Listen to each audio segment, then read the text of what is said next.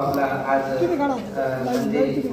समाप्ती आज चाललेला आहे आणि आज या काकड्याची समाप्ती सुंदर या ठिकाणी आपण या ठिकाणी दुग्धाभिषेक श्री सद्गुरू महाराजांच्या समाधीवर दुग्धाभिषेक सर्वांनी केलेला आहे आणि श्री गंगा मातेचं आपण सर्वांनी पूजन केलेलं आहे आणि या ठिकाणी अतिशय असं त्या निपदानाचं महत्व असतं. सकल समृद्धम सकल सौभाग्यम सकल वसुधाया किमपितन. सकल समृद्धीला देणारी, सकल सौभाग्याला देणारी, सकल वैभवाला देणारी ही गंगा आणि त्या गंगेचं पूजन आज आपल्या सर्वांच्या हातनं झालेलं आहे. आपण सर्वजण त्याचे साक्षीदार आहात आणि सर्वांचा हा या ठिकाणी आनंदाचा उत्सव आपण सर्वांनी कालपासून आपण हा आनंदाचा उत्सव साजरा केलेला आहे. या ठिकाणी सर्वांना खूप खूप धन्यवाद. दरवर्षी असंच सर्वांनी आपल्या श्रद्धेनं आपल्या भक्तीनं या ठिकाणी सद्गुरू महाराजांच्या मंदिरामध्ये यायचंय आणि जास्तीत जास्त आपली संख्या कशी वाढेल आणि जास्तीत जास्त आपला हा उत्सव पंचक्रोशीमध्ये म्हणजे आसपास 10-20 गावामध्ये देवदैठण सारखा काकडा कुठंच होत नाही, लक्षात ठेवा. ही आपली मोठी आनंदाची आणि याला एक व्यक्ती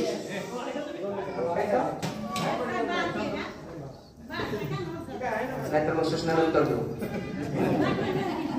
या ठिकाणी 1 मिनिटच आपल्याला हे करायचं, फक्त काय होते मग ऐकू येत नाही सर्वांना आणि काहीच कळत नाही, लक्षात ठेवा.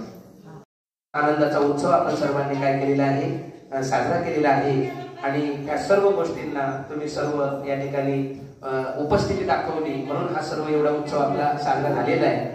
आता तुम्हाला असं वाटत असेल की इथं सत्कार वगैरे, हा सत्कार नाही, लक्षात ठेवा. ज्यांनी ज्यांनी अन्नदान केलं, ज्यांनी सद्गुरू महाराजांच्या चरणी ही समर्पित भाव, तुम्ही सर्व सत्काराचे काय आहात, अधिकारी आहात, लक्षात ठेवा. तुम्ही महिनाभर इथं सकाळी आंघोळ करून येता, हीच मोठी गोष्ट आहे, लक्षात ठेवा. आणि इतकी सोपी गोष्ट नाहीये. आणि शास्त्रामध्ये असं सांगितलंय, सूर्योदयाच्या पूर्वी जे स्नान केलं जातं, आपण 11 महिने स्नानच करत नाही, नुसतं अंग धुतो. फक्त महिनाभर आपलं स्नान होतं, लक्षात ठेवा.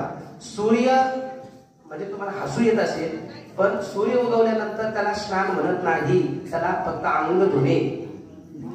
आपण फक्त महिनाभर स्नान करतो, लक्षात ठेवा. आणि हीच सवय तुम्ही तुमच्या आयुष्यामध्ये सकाळी लवकर उठण्याची सवय लावा. आणि जी माणसं सकाळी लवकर उठतात, आयुर विद्या यशो बलम, त्या व्यक्तीचं आयुष्य वाढतं, त्या व्यक्तीची विद्या वाढते आणि तो व्यक्ती बलवान होतो, लक्षात ठेवा. सर्व गोष्टी तो व्यक्ती बलवान होतो. आणि जर तुम्हाला हे करायचं नसेल तर काकडा काही उपयोगाचा नाही, लक्षात ठेवा. माणसं वाकडे झाले पण काकडा कळाला नाही, लक्षात ठेवा. आणि तुम्ही सर्वजण या ठिकाणी लवकर उठण्याची सवय जर आजपासून लावली तर हा काकडा सद्गुरू महाराजांना आवडणार आहे, लक्षात ठेवा. आणि नाहीतर नुसतंच यायचं जायचं, माणसामध्ये बदल झाला पाहिजे, लक्षात ठेवा. म्हणून सर्वांना विनंती आहे की लवकर उठण्याची सवय तुम्ही महिनाभर लावली, कशी का होईना तुम्ही आंघोळ करून इथं आला, तुम्हाला मी मनापासून धन्यवाद देतो, लक्षात ठेवा. या ठिकाणी दुसरी महत्वाची गोष्ट, या ठिकाणी आता प्रसाद म्हणून ही समस्या आता नागोबा असतील आणि तुम्ही सर्वच या ठिकाणी याचे अधिकारी आहात. आणि आपण कालच सांगितलं, ज्यांना अन्नदानामध्ये या ठिकाणी करण्याचा योग आला नाही किंवा त्यांचा नंबर लागला नाही, आजचं सामुदायिक अन्नदान आहे आणि सामुदायिक पंगत किंवा सामुदायिक ह्या सर्व गोष्टी आहेत. याच्यामध्ये तुमच्या श्रद्धेनं तुम्हाला जी महाराज बुद्धी देतील, नाही दिली तरी काही अडचण नाही, लक्षात ठेवा. करणारा काय आहे, सत्य संकल्पाचा दाता नारायण. संकल्प सत्य असेल तर त्याला पूर्ण करणारे माणसं नसतात, त्याला पूर्ण करणारे सद्गुरू महाराज असतात, लक्षात ठेवा.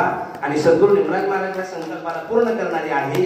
पण ज्याला असं मनामध्ये भावना असेल की आपले अन्नदान आपलं पंगत झाली नाही, तर त्यानं आपल्या इच्छेला जे येईल ते या ठिकाणी आमचे जे संयोजक आहेत त्या संयोजकाकडे काय करायचंय, या ठिकाणी फुलाची पाकळी काय करायची, समर्पित करायची. त्यांचाही सत्कार सर्वांच्या वतीनं शब्दसुमनांनी या ठिकाणी या सर्व वैष्णवांच्या वतीनं, सर्व वारकऱ्यांच्या वतीनं या ठिकाणी शब्दसुमनांनी मी त्या सर्व तुमच्या सर्वांचा सन्मान करतो. सूचना जास्त झाल्यामुळे काय होतं काही लक्षात राहिलं नाही. 4 वाजता सर्वांनी गावामध्ये निमराज महाराजांचं जे या ठिकाणी मंदिर आहे, महाराजांचं त्या ठिकाणी सर्वांना माहीतच आहे, पण नवीन पिढीला काय होतं काही गोष्टी माहिती राहत नाही. त्यामुळे त्या ठिकाणी आज पौर्णिमा म्हणजे पंढरपूरचा काला आहे, आषाढी आणि कार्तिकी. आणि आपल्या सद्गुरू निमराज महाराजांना आषाढीचा मान आहे आणि कार्तिकीचा मान आहे. 3 म्हणजे आता ही 11वी पिढी आहे. 3ऱ्या पिढीमध्ये वार्धक्य आलं सद्गुरू महाराजांच्या 3ऱ्या पिढीमध्ये. तर आता कार्तिकीला जायचं कसं, आणि हा मोठा प्रश्न निर्माण झाला. आणि कार्तिकीला तर फार महत्व आहे, लक्षात ठेवा. नामदेवरायांचे जर अभंग कधी वाचले तर महाराज म्हणतात, आषाढी कार्तिकी विसरू नका मज पहा सांगतशी पूज पांडुरंग. आणि असं कार्तिकीला महत्व आहे.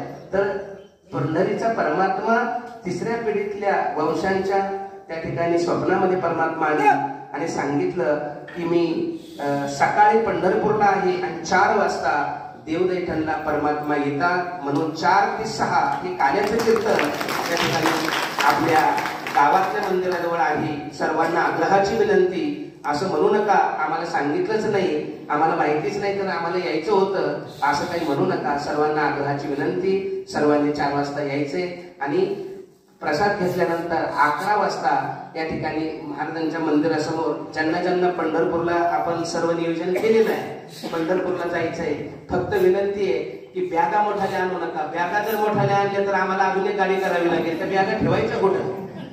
आपल्याला फक्त थोडंच या ठिकाणी जास्त बॅगा वगैरे काही जास्त आणू नका. स्नानाचा एक ड्रेस, बाकी जेवणाची सोय सर्व आहे, बाकी काही वस्तू आणू नका, लक्षात ठेवा. आणि म्हणून आपल्याला जर बॅगा मोठ्यानंतर पण बसण्याची अडचण आहे, त्या सीटवर वगैरे ठेवता येत नाही, लक्षात ठेवा. बसण्याचं जाऊ द्या, पण तुम्हाला पांडुरंगाचं दर्शन करताना तुम्हाला त्या बॅगाची चिंता लागेल, लक्षात ठेवा. त्या बॅगा आणू नका. हो, दर्शन करताना माणूस असा निवांत, माणूस कसा असला पाहिजे, गवतासारखं माणसाचं माणूस असा काय असला पाहिजे, अजिबात दुःख होता कामा नये, लक्षात ठेवा. माणूस हा विरक्त असला पाहिजे, लक्षात ठेवा. आणि म्हणून विरक्त माणसाला एक जगत असताना हे गवतासारखं असतं, लक्षात ठेवा. जास्त वजन सांभाळण्याच्या वस्तू आणू नका आणि सर्वांनी सहकार्य करा, शिस्तीचं पालन करा, ही सर्वांच्या वतीनं तुम्हाला विनंती. आता पुढची जी सूचना किंवा पुढचे कार्यक्रम आहेत ते सुभाष शेट्टी या ठिकाणी नाव वाचतील, त्यांनी यायचं आणि लगेच या ठिकाणी तो आपला प्रसाद घेऊन जायचा.